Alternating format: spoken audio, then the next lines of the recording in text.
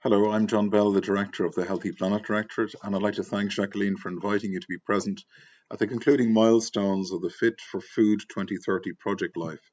And I apologise not being able to attend in person, but I think we all know how it is.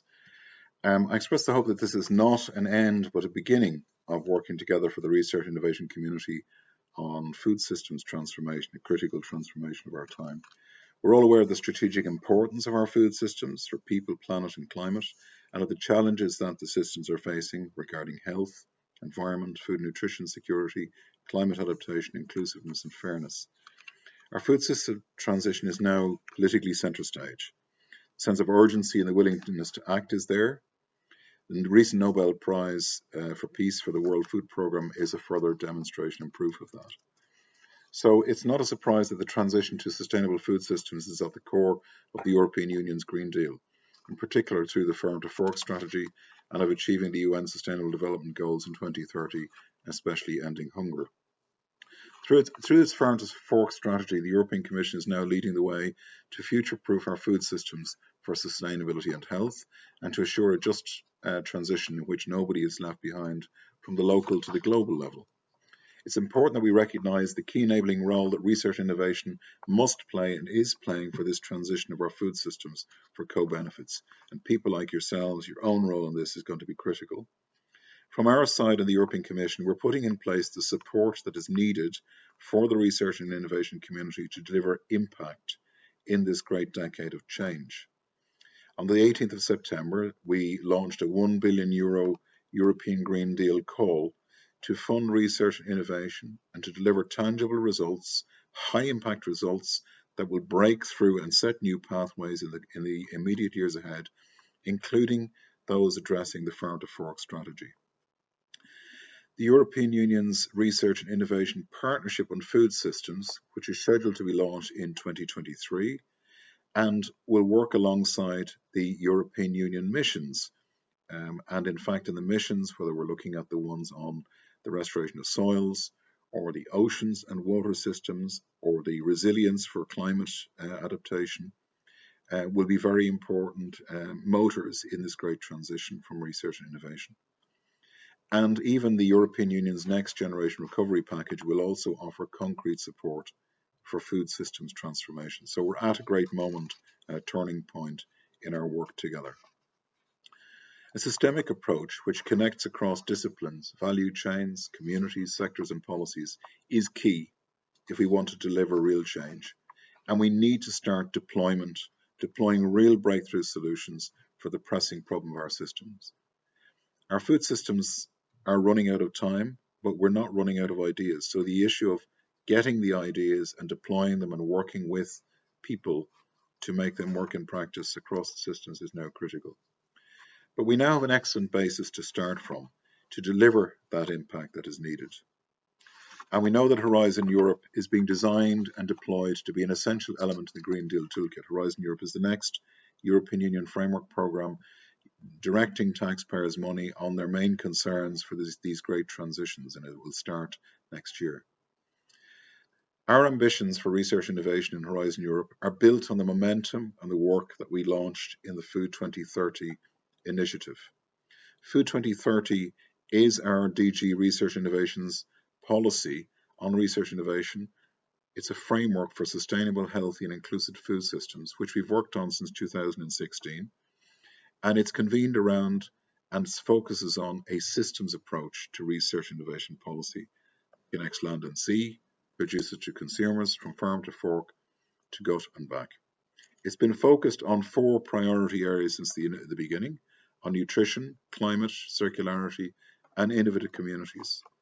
And there are, of course, 10 pathways for action that are gathered together as a means of achieving these transformations, which were launched on the occasion of World Food Day just a little over a month ago.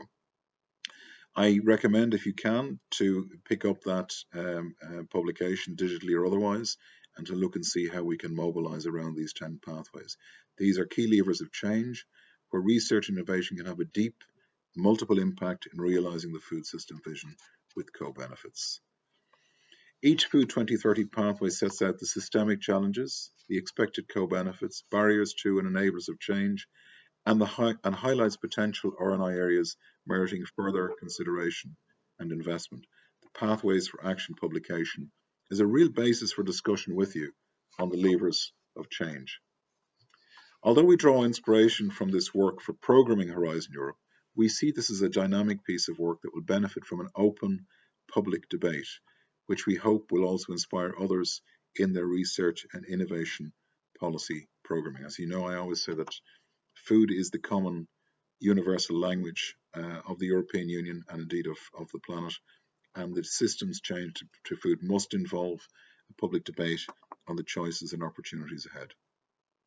The 10 Food 2030 pathways do not cover all areas requiring food system intervention. Additional key areas of work relating to sustainable primary production, biodiversity, water management, and rural development aspects are dealt with in other parts of Horizon Europe and will work in close complementarity with Food 2030 pathways. And indeed, Horizon Europe is designed in co-creation and designed to enable constructive, coherent co-creation. This document will help to bring more focus, joint up actions, impact and leveraging of R&I investments. It can help Food 2030 to convene around these issues and foster better research and innovation governance. Now, of course, the multi-actor engagement approach, which can only grow in importance, has already started thanks to your work in Fit for Food 2030 in this project. Which has been working to bring, you've been working to bring together actors and policymakers across disciplines and sectors to improve insights and to collaborate on solutions. I'd like to acknowledge here and thank you for the impressive achievements of the Fit for Food 2030 project in having established a diversity of national, regional and city level policy labs across Europe in different languages and configurations adapted to the local needs. And its key to this was the mobilization of a wide variety of different relevant actors, which I hope have built up sufficiently solid bonds and trust to ensure they continue to come together beyond the life of the project. This is something we need to look at. How can we build on and learn from these communities that have been connected? I wish that these labs will not only contribute to federate around Food 2030 research and innovation policy needs, but also now to support the Farm to Fork strategy and the European Union's Green Deal implementation and the rollout of these really important missions where deliberative decision making will be a critical aspect. It's now up to you in the research and innovation community to further step up efforts and deliver the impact that is needed, also with a view to the 2021 UN World Food Systems Summit, which will provide a new impetus and increased ambitions at all levels. I hope that Fit for Food 2030 can continue mobilizing the R&I community, researchers, innovators and entrepreneurs alike, and especially the younger generations and citizens to step up the work, connect together, discuss and unite to deliver on these pathways to change and contribute to the urgent challenge of food systems reform. The European Commission stands ready to support you. The food systems transformation has begun. You are the ones who put it together and made it a reality on the ground at all these levels. And let's finish this journey across these pathways together. Thank you very much.